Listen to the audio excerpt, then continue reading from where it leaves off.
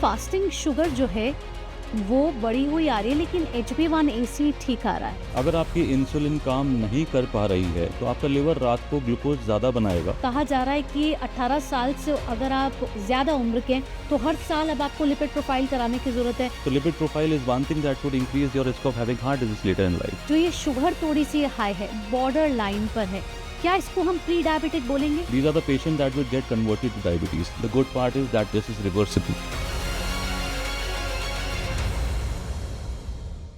नमस्कार, total health podcast के एक और बेहद ही खास एपिसोड में आपका स्वागत। मैं हूं आपके साथ भावना नैयर।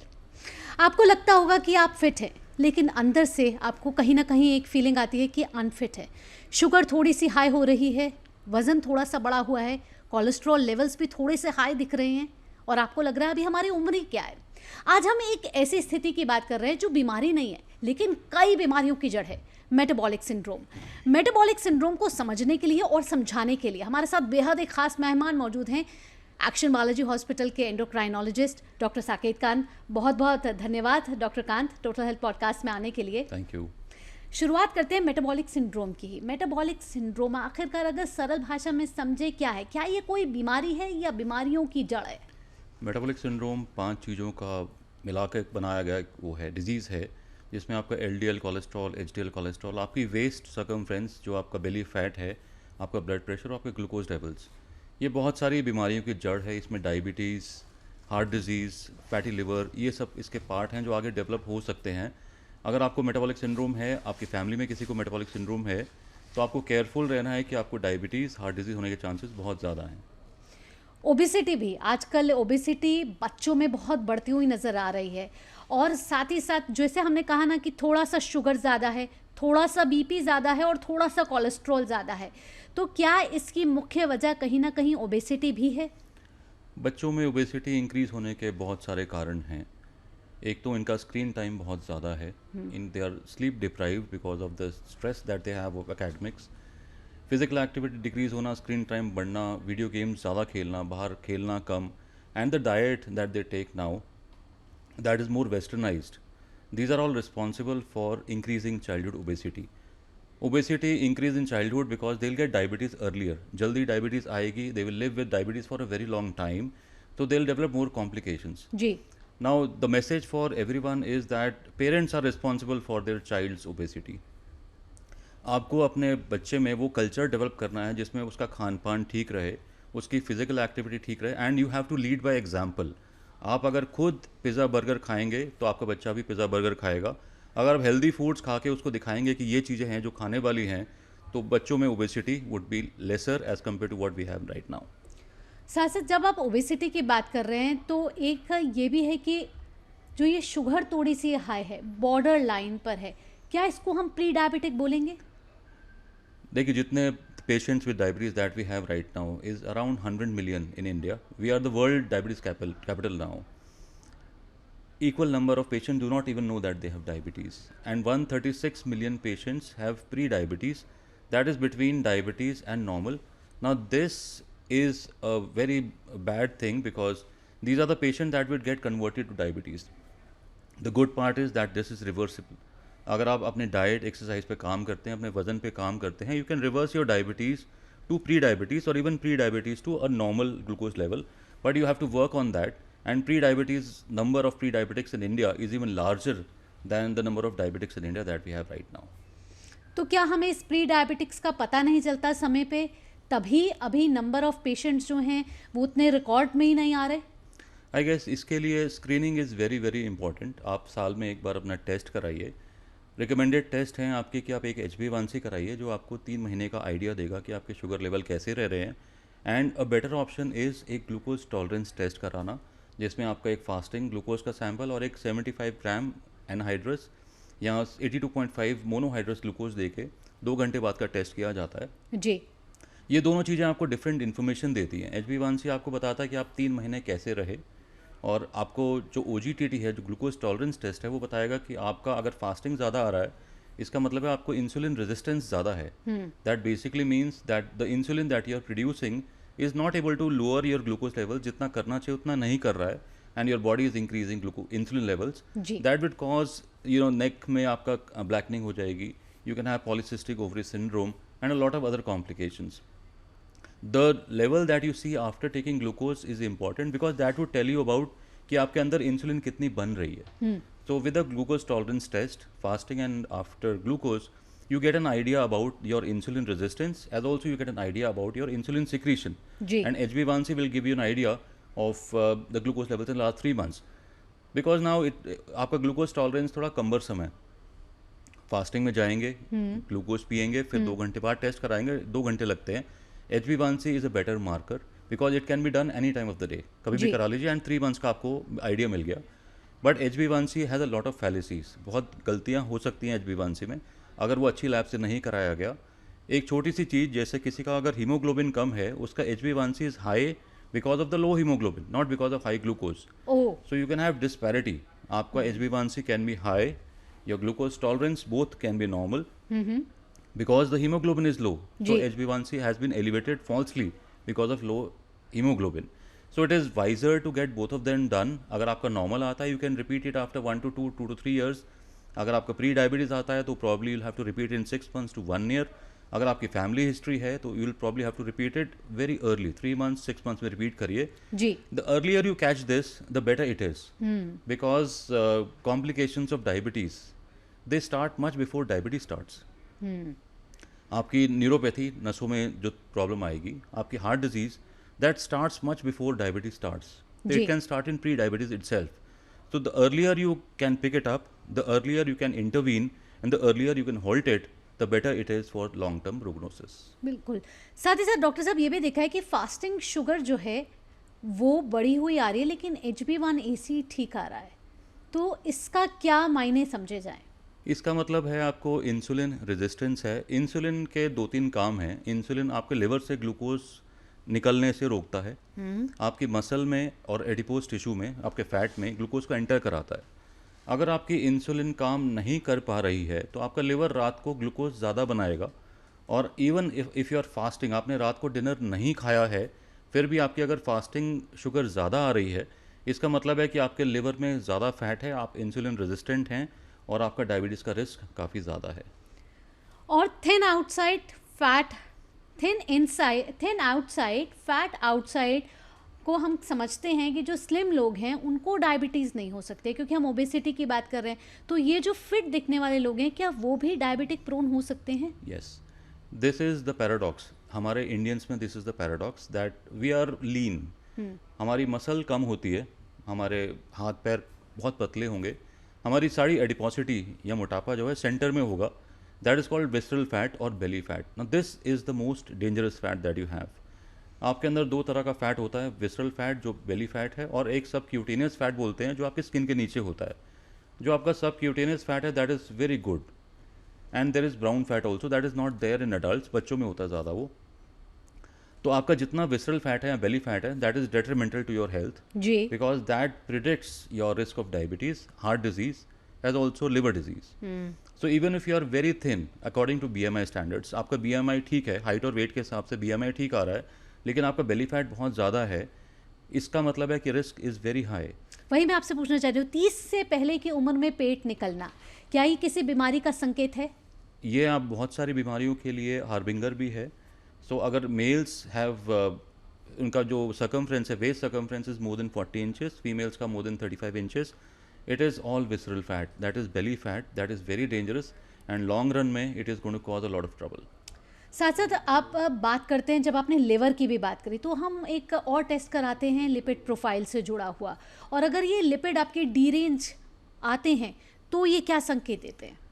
अगर आपके लिपिड्स में हम लोग खास तौर पे देखते हैं कि आपका LDL जो सबसे खतरनाक है हार्ट डिजीज़ के लिए, आपके ट्राइग्लिसराइड जो मार्कर हैं आपके insulin resistance at the level of liver and fatty liver end of high fatty meals, and the third is HDL, that is the good cholesterol, that will protect you.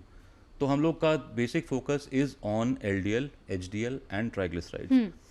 और metabolic syndrome का part नहीं है LDL, but अगर आप cardiologist से बात करेंगे, they will like to decrease LDL to as low as level as possible. But for metabolic syndrome, triglycerides and your HDL is very, very important. So with a proper diet exercise program, you can decrease your LDL and decrease your triglycerides. HDL can only be increased by exercise and certain drugs that we don't use in very commonly. So this is all part of metabolic syndrome, and this basically would increase your risk of having heart disease as also your risk of having liver disease also in later life. बिल्कुल। Doctor साहब, अगर आपका HB1AC 5.8 to 6.3 की range में आता है और कहा जाता है कि आप प्री डायबिटिक हैं, लोग इस समय में कोई दवा लेना पसंद नहीं करते, कहते हैं जब तक कि रेंज हाई ना हो तब तक शुगर की दवाई ना लें, क्योंकि एक बार शुगर की दवा लग गई तो फिर शुगर की दवा हटती नहीं है। ये कितना बड़ा इसमें मिथ है और इसमें सच्चाई क्या है? क्या तब दवा लेने की ज़रूरत नहीं होती? दिस इज़ अ मिथ, क्योंकि आप अगर A1C is more than 5.7 but less than 6.5, अब you do not qualify as a diabetic, but still you have pre-diabetes, and I already said a lot of complications start in that phase itself. Now this is a phase that is high risk for having diabetes. जी। So if you can follow a very good diet exercise program, अपना weight reduction कर लीजिए, 8 to 10% weight reduction even in patients with pre-diabetes would get you down to a normal level. Ji. 8 to 10% weight reduction in a patient with diabetes, new onset diabetes, would also get down you to pre-diabetes or a normal glucose level.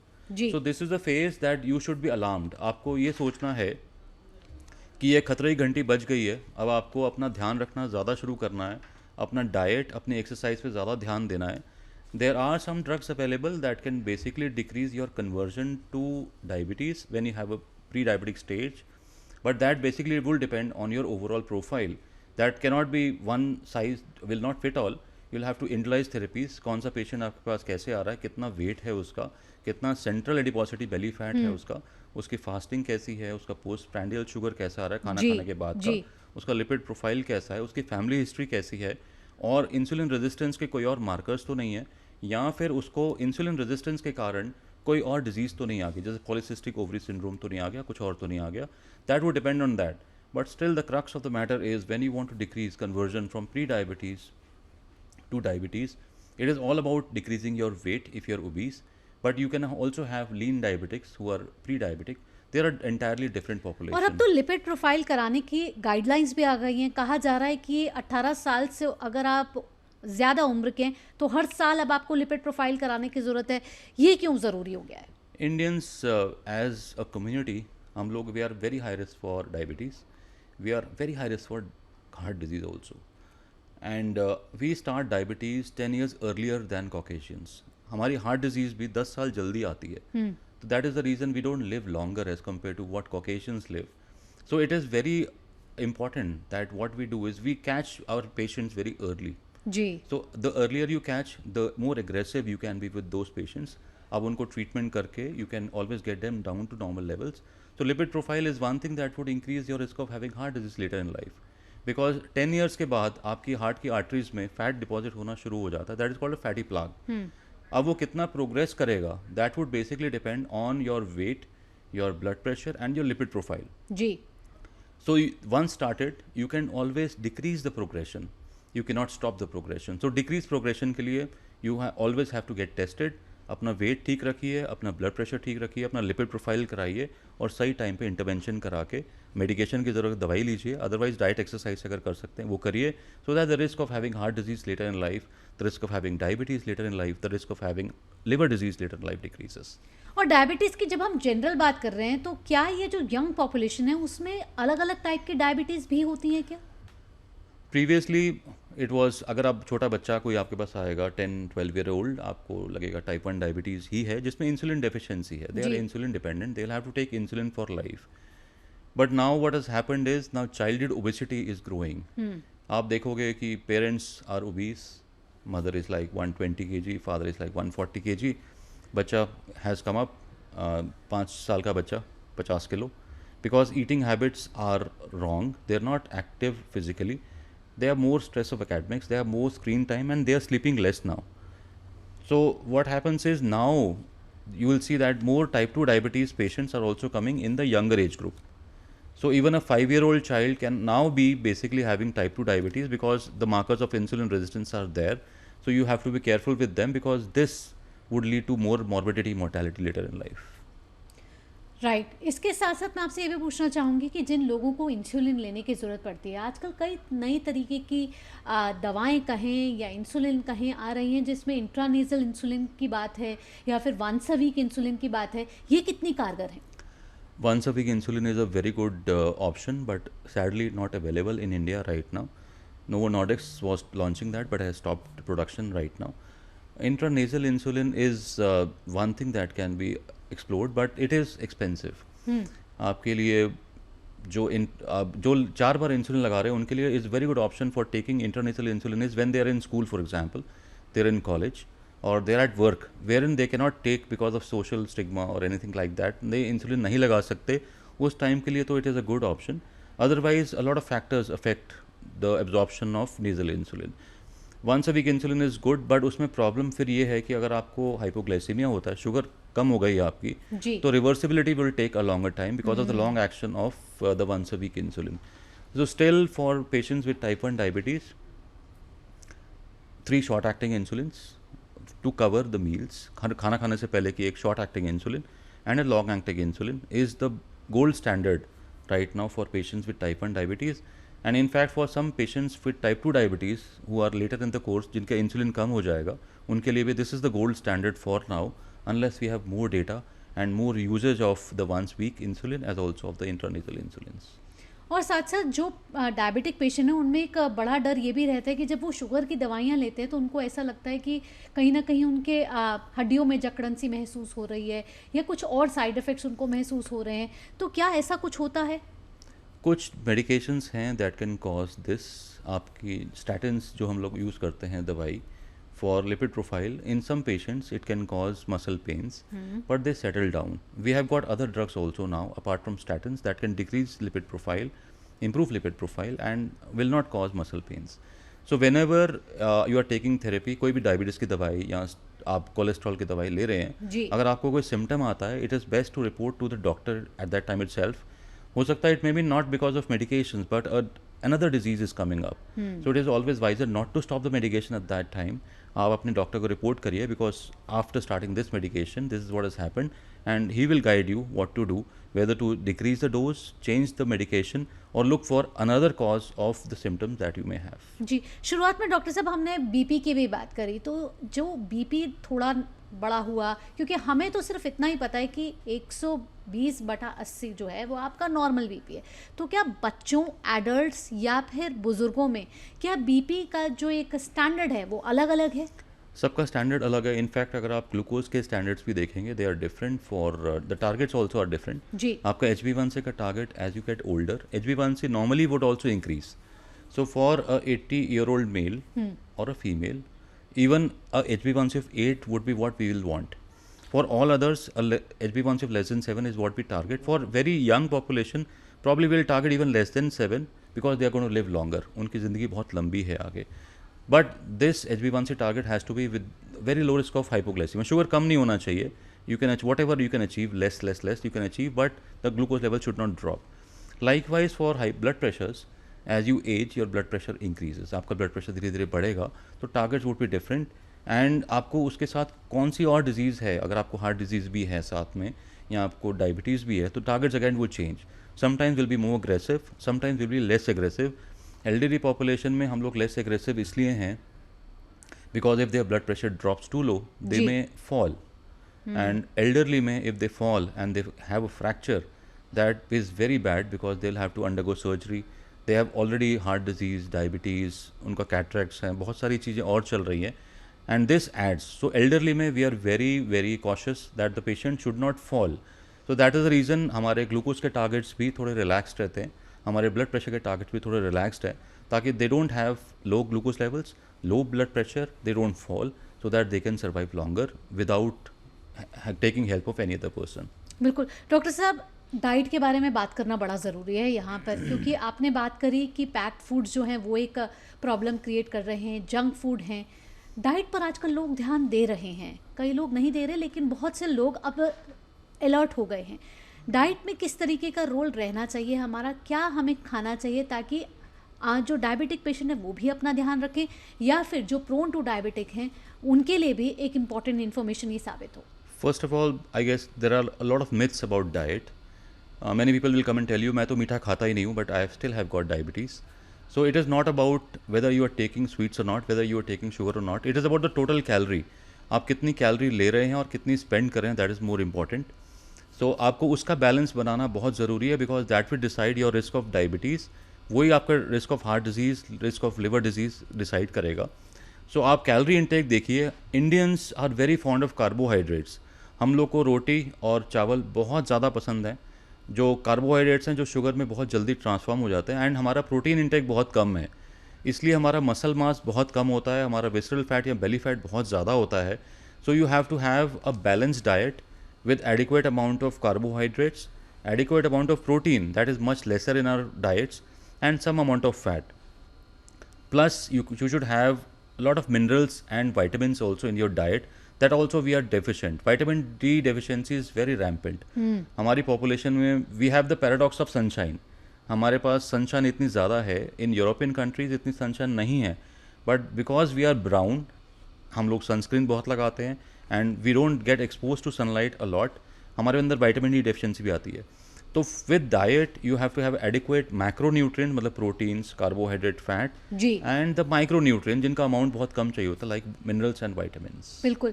साथ साथ जिस तरीके से मैंने कहा कि lifestyle के मामले में हम बहुत सजग हो रहे हैं, हम जिम भी जा रहे हैं, हम इंटरमिटेंट फास्टिंग भी कर रहे हैं, कितना सही है. क्या ये सब करके क्या आप डायबिटिक्स को बचा सकते हैं? These are good things. आप अगर जिम करते हैं तो you develop your muscle, because आप रेजिस्टेंस एक्सरसाइज कर रहे हैं वहाँ जाके, एरोबिक एक्टिविटी कर रहे हैं. Intermittent fasting and fasting has been in our culture for a very long time. आप देखो काफ़ी लोग बोलते हैं हिंदू कल्चर में भी you fast for Mondays and Fridays, Tuesday and Fridays. The Jain culture basically tells you that you fast for prolong period also.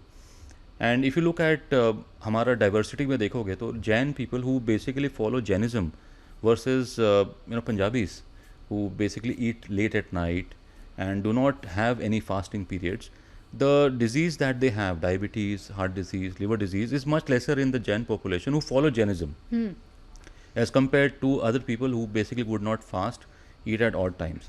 The second problem is at this time many of our younger population is working in shifts. बिल्कुल. They are working for Americans, they are working for Europeans. Odd working hours. Odd working hours. So when you are working an odd working hour, you're working in the night. That basically adds to your risk of diabetes, heart disease, because you will not be able to stop your cravings at that time. So you tend to eat more at that time. You tend to exercise less and you sleep at odd hours after बिल्कुल. that. इसके साथ साथ चीनी को लेकर बड़ी भ्रांतियाँ हैं. आजकल हम चीनी के ऑल्टरनेट निकाल चुके हैं. ब्राउन शुगर है, खांड है, फिर हनी है. तो क्या चीनी की ये जो रिप्लेसमेंट है सही है लेना? Anything in limited quantities is good, anything in excess is bad, but it is all about calories. This is what I was telling you. आप मीठा नहीं खाते हैं फिर भी आपको डायबिटीज़ हो सकती है अगर आप नमकीन खा रहे हैं या फैट ज़्यादा ले रहे हैं. So it is not about what you are taking, it is about the quantity that you are taking, it is about the calories that you are taking.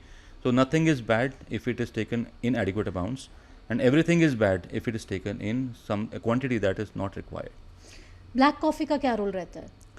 Black coffee, there has been trials. आपके liver disease में there are trials that liver fat can decrease with black coffee, but the problem with black coffee is that it can increase your heart rate, it can increase your blood pressure also. So people who have got hypertension, blood pressure इनका ज़्यादा है, they have to be careful, and you will realize that whenever you take black coffee, your heart rate would increase.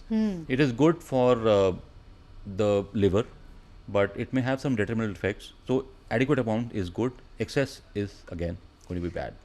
आज जो आपको young population देख रही है sir, जो डायबिटिक प्रोन है, जिनको ऑलरेडी कई लोगों को डायबिटिक हो चुकी है, ये ऐसी 5 चीज़ें जो आप बता जाएं जो सभी के लिए महत्वपूर्ण हैं, लाभकारी हो सकती हैं. सबसे पहली चीज़ है कि अपने डाइट का बिल्कुल ध्यान रखिए.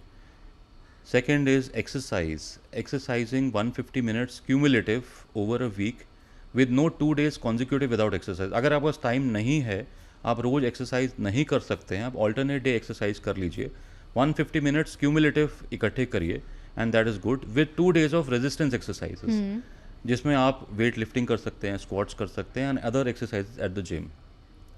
Third is when you have a family history of diabetes और heart disease, be very cautious, get yourself regularly tested for these diseases.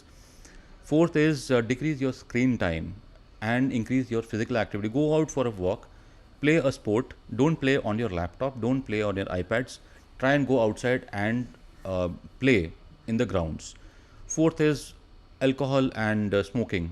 जितना कम कर सकते हैं उतना कम करिए. This generation is under very high stress. अगर प्रोफेशनल स्ट्रेस है, academic stress है, that has to go down, because when you have stress, your two hormones, cortisol and epinephrine, increase. Cortisol and epinephrine both increase your heart disease, both increase your obesity, both increase your risk of having diabetes also. The fifth is adequate sleep. Sleeping at a regular time every day and getting up early in the morning, doing something in the morning like exercising, is something that is very, very important.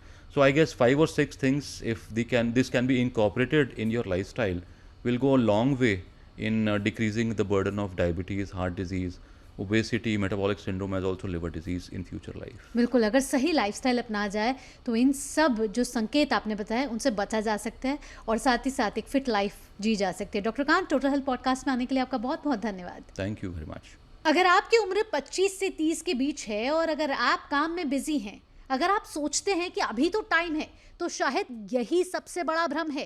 Pre diabetes reversible है, obesity manageable है, lipid profile सुधर सकता है, thyroid control में आ सकता है, लेकिन सिर्फ तब जब आप समय रहते कदम उठाएं। आज का सबसे बड़ा मैसेज यही है कि अपनी सेहत को टालिए मत, टेस्ट कराइए, समझिए और बदलाव शुरू कीजिए, क्योंकि असली फिटनेस सिर्फ जिम की सेल्फी से नहीं बल्कि अंदर से मजबूत होना है।